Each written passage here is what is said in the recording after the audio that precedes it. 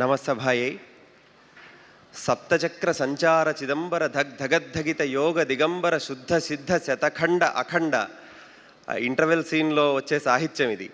శతఖండ అఖండుడు, ఎందుకంటే శతము అంటేనే అనేకము, శతఖండము అనేక రూపాలలో ఈ చిత్రము ఎన్నో కోణాలలో భారతదేశంలో చైతన్యాన్ని రగిలిస్తూ ఉంది. అట్లా ఈ చిత్రం విజయవంతమైనందుకు చాలా చాలా గర్విస్తున్నాం. అందులో భాగమైనందుకు కూడా నేను చాలా గర్విస్తున్నాను.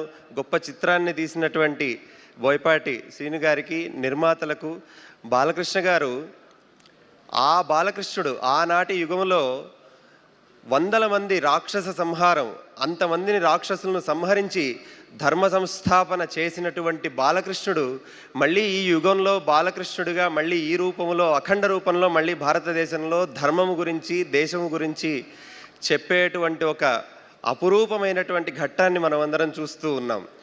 రెండు కళ్ళతో చూసేది సినిమా అంటే. దేశము ధర్మము రెండు కళ్ళుగా కలిగినటువంటి భారతీయులందరూ ఈ చిత్రానికి బ్రహ్మరథం పడుతూ ఉన్నారు. ఇవాళ కుటుంబాలు ఇంతింతై వటుడింతయ్యై మరియు తానింతై అన్నట్లు మొదటి రోజుకు, రెండవ రోజుకు, మూడవ రోజుకు పెరిగి మళ్ళీ మూడవసారి, నాలుగవసారి కుటుంబాలతో కలిసి వెళుతున్న దృశ్యాన్ని మనమంతా చూస్తూ ఉన్నాం.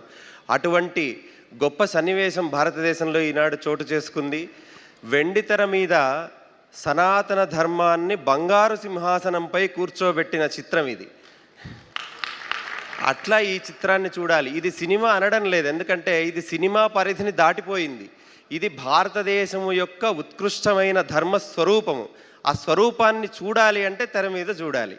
అట్లా ఈ చిత్రం విజయవంతం అవుతున్నందుకు ఇంకా ఎన్నో రోజులు ఈ చిత్రం నడుస్తుంది. ఎన్నో యుగాల పాటు మళ్ళీ ప్రజలకు ధర్మము, దేశము గురించి ఒక ఉద్దీపనము, ఒక చైతన్యము కలిగించేటట్లుగా ఈ సినిమా వెళుతూ ఉన్నది జనాల్లోకి. అయితే దిష్టి చుక్కలాగా అక్కడక్కడ దీని గురించి చిన్న చిన్న మాటలు వస్తూ ఉంటాయి, సహజం. అది మానవ మేధస్సుకు అక్కడక్కడ పురుగు తొలుస్తూ ఉంటుంది, దానికి తప్పులేదు. కాకపోతే ఈ చిత్రం గురించి మాట్లాడడానికి వీలు లేదు. ఇది చూడాలి, చూసి ఆచరించాలి. గురువు గారు చెబితే ఆచరించాలి తప్ప దాంట్లో తప్పు పట్టడానికి అవకాశం లేదు. అటువంటి చిత్రం ఇది. అట్లా ఈ మార్గంలో నడవాలి. ఈ చిత్రం ఇంకా విజయం సాధించాలి. గొప్ప చిత్రాన్ని అందించినందుకు తెలుగు చలన చిత్రం ఇది ప్రపంచం గర్వించదగ్గ చిత్రంగా పరిణమిస్తూ ఉన్నది. అట్లా ఈ చిత్రంలో నన్ను భాగస్వామిని చేసినందుకు, గొప్ప సాహిత్యం నా ద్వారా పరమేశ్వరుడు అందించేటట్లుగా నన్ను ప్రేరేపించినందుకు నేను అందరికీ పేరు పేరున కృతజ్ఞతలు తెలుపుకుంటూ స్వస్తి.